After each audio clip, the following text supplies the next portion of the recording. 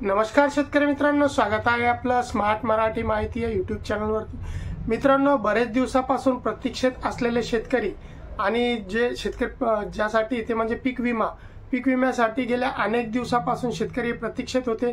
पीक विमा येणार परंतु केव्हा येणार, किती येणार आणि कोणत्या शेतकऱ्यांना येणार, तर अशा बाबतचे अनेक प्रश्न जे आहेत ते शेतकऱ्यांच्या मनामध्ये होते।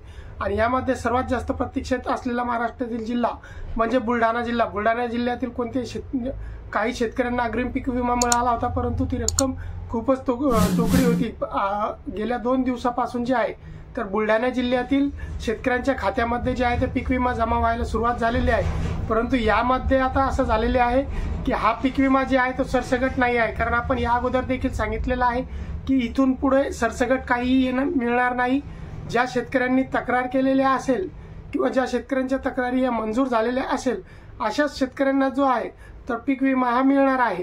तर यामध्ये जो आहे तो जो गेल्या 2 दिवसापासून शेतकऱ्यांच्या खात्यावरती जो रक्कम जमा होत आहे, जो पीक विमा जमा होत आहे, तो पीक विमा आहे रब्बी 2023 आणि खरीप 2023चा। जो 2023 मध्ये रब्बी आणि खरीप मध्ये ज्या शेतकऱ्यांचे नुकसान झाले होते आणि ज्या शेतकऱ्यांचे जे कॅल्क्युलेशन जे आहे कंपनीने 110% जास्त ज्या शेतकऱ्यांचे नुकसान तिथे कॅल्क्युलेशन झालेले आहे, अशा शेतकऱ्यांचे जे तक्रारी होत्या त्या तक्रारी यामध्ये मंजूर करण्यात आलेल्या होत्या।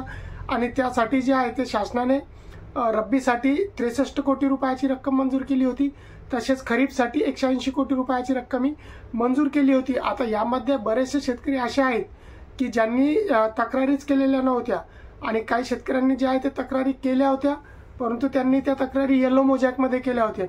आणि आपण त्यावेळेस देखील म्हटलं होतं की येलो मोजॅकमध्ये तक्रारी करू नका, कारण येलो मोजॅकच्या तक्रारी ह्या पास होत नाही आहे, कंपनीने रिजेक्ट केल्या होत्या। त्यावेळेसच पंचनाम्यामध्ये या तक्रारी या रिजेक्ट झाल्या होत्या। म्हणून आता जे आहे ते ज्या शेतकऱ्यांच्या खात्यावरती जी रक्कम जमा होत आहे तर त्या म्हणजे ती नुकसान भरपाई ज्यांची पंचनाम्यामध्ये 110% जास्त कॅल्क्युलेशनमध्ये नुकसान आलं होतं, असे बुलढाणा जिल्ह्यातील जे शेतकरी आहे तर त्यांच्या खात्यामध्ये ही रक्कम जमा होत आहे। त्यामध्ये पहिले ज्या शेतकऱ्यांना अग्रिम जमा झाला होता अशाही काही शेतकऱ्यांच्या खात्यावरती आता डबल देखील जी आहे ती पीक विम्याची रक्कम ही जमा झालेली आहे। तर यामध्ये जे बाकीचे जिल्हे आहे राज्यातील त्यामध्ये मग हिंगोली असेल, नांदेड असेल, परभणी असेल, या जिल्ह्यातील देखील पीक विमा जे आहे ते मंजूर झालेला आहे आणि त्यांची देखील रक्कम ही 1 ते 1-2 दिवसामध्ये खात्यामध्ये जमा व्हायला सुरुवात होणार आहे। तर शेतकऱ्यांकडून वारंवार विचारला जाणारा प्रश्न आहे की आम्हाला पीक विमा मिळणार आहे किंवा नाही, आमचा पीक विमा मंजूर आहे किंवा नाही। तर तुम्ही जर तक्रार केलेली असेल आणि तुमची तक्रार जर मंजूर झालेली असेल तर तुम्हाला पीक विमा हा नक्कीच मिळेल। अनेक वेळा काय होतं, शेतकऱ्यांनी पीक विमा तर भरला, परंतु भरपूर असे शेतकरी आहे की ज्यांनी तक्रारीच केलेल्या नाही, ज्यांनी तक्रार केलेल्या आहे परंतु चुकीच्या तारखा किंवा चुकीच्या पद्धतीने तक्रारी केलेल्या आहेत।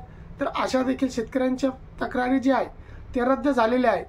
तर आता अनेक शेतकरी जे आहे तर त्यांना ते चेक करायचं आहे, तर कसं चेक करायचं आहे तर त्याचा देखील आपण व्हिडिओ आपल्या चॅनलवरती लवकरच म्हणजे आजच अपलोड करणार आहोत की तुमचा पीक विमा हा मंजूर आहे किंवा नाही, तुम्हाला पीक विमा मिळणार आहे किंवा नाही, ते तुम्ही स्वतः देखील चेक करू शकता तुमच्या मोबाईलवरून देखील।